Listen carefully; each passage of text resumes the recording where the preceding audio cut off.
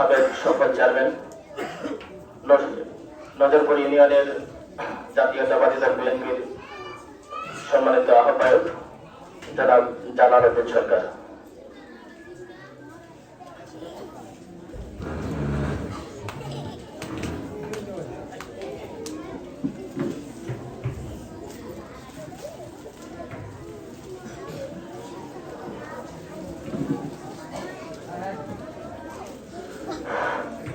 বিসমিল্লাহির রহমানির রহিম।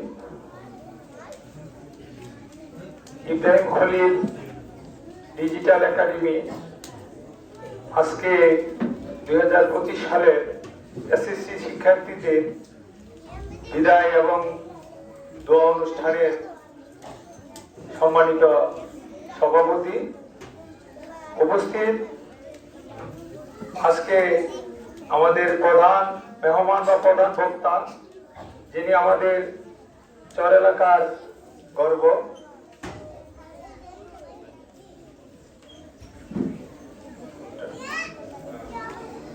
ডাক্তার তানভীরুল হক।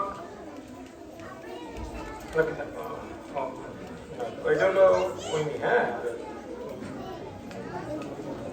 আলোচক, প্রধান আলোচক অধ্যাপক তানজিলুল হক মোল্লা, জাহাঙ্গীরনগর বিশ্ববিদ্যালয়, যিনি আমাদের অত্র এলাকার গর্ব।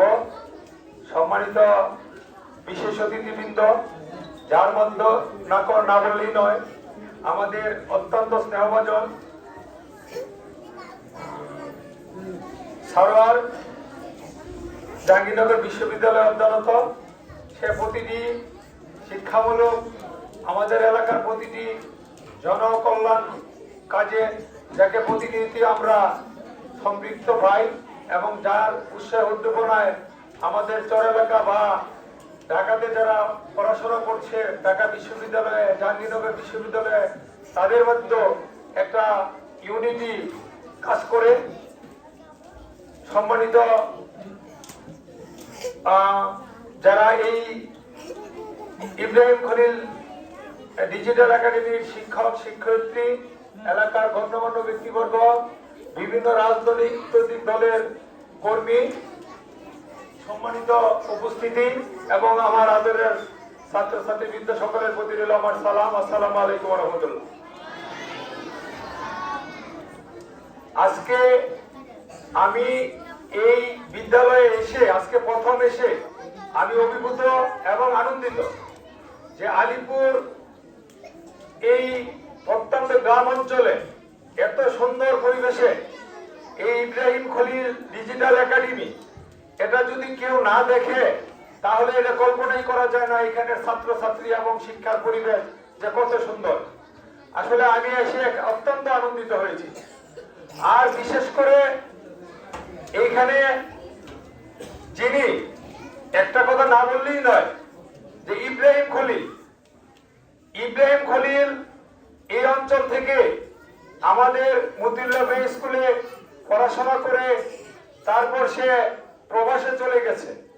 প্রবাসে গিয়ে সে আমাদের এই এলাকার শিক্ষার জন্য যে মহতি উদ্যোগ, এই দেশের মানুষকে কি করে শিক্ষার আলোয় আলোকিত করা যায়, যে চিন্তা চেতনা নিয়ে সে কাজ করে যাচ্ছে, এই জন্য আমি আমার নজরপুর ইউনিয়নবাসীর পক্ষ থেকে তাকে অন্তরস্থল থেকে তার প্রতি দোয়া এবং শুভকামনা জানাচ্ছি।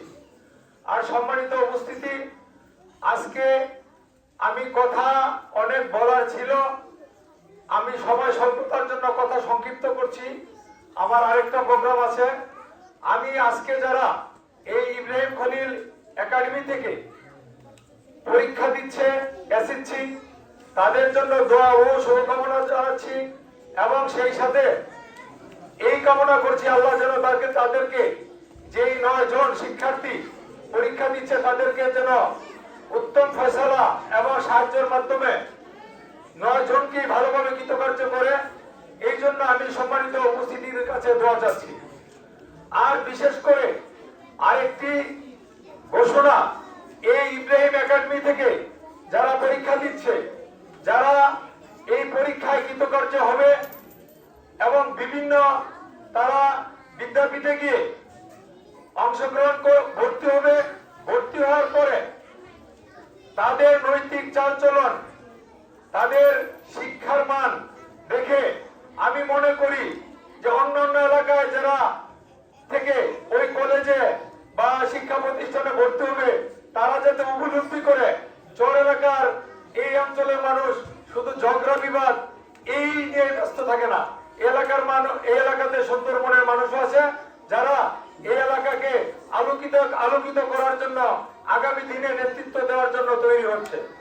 এই জন্য তোমাদের প্রতি আমার অনুরোধ, তোমরা নীতি নৈতিকতা দিয়ে, তোমাদের আচার আচরণ দিয়ে তোমরা এই এলাকার মুখ উজ্জ্বল করবে। আর বিশেষ করে আরেকটি দাবি এখানে আসছে যে এই এলাকার স্কুলে আসার যে রাস্তা, এই নিয়ে যে ইব্রাহিম খলিলের বাবা, যিনি এই এলাকার অত্যন্ত বড় মনের মানুষ, ইসমাইল কোম্পানি নামে যিনি পরিচিত, ইনি আমার কাছে আবদার রেখেছে কিছুদিন আগে যে এই এলাকার যাতে রাস্তাটা সংস্কার করা হয়। আমি ওনার সাথে কথা দিয়েছি এবং আমি আমার ইউনিয়নের যিনি সচিব ওনার সাথে আলাপ আলোচনা করে এবং যিনি সদর প্রকল্প বাস্তবায়ন কর্মকর্তা ওনার সাথে আজকেও আমার কথা হয়েছে। আমি আশা রাখি এই 2-4 দিনের ভিতরে এই রাস্তার উন্নয়নের কাজ শুরু হবে ইনশাল্লাহ।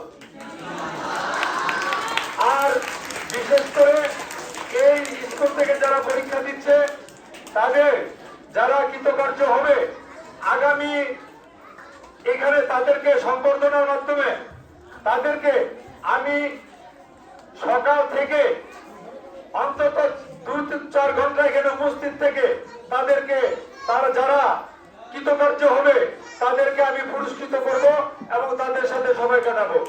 এই আশা ব্যক্ত করে আজকে যারা উপস্থিত হয়েছেন সকলকে ধন্যবাদ জানিয়ে এবং ঢাকার যিনি আমাদের জাহাঙ্গীরনগর বিশ্ববিদ্যালয়ের শিক্ষক ওনাকে আমার এবং এলাকাবাসীর পক্ষ থেকে ধন্যবাদ জানিয়ে উনি যেন আমাদের এই এলাকার শিক্ষা প্রতিষ্ঠানগুলোর প্রতি সুদৃষ্টি রাখে এই আহ্বান রেখে আবারও আপনাদের সকলকে ধন্যবাদ জানিয়ে আমি আমার সংক্ষিপ্ত আলোচনা এখানে শেষ করছি। আসসালামু আলাইকুম রহমতুল্লাহ।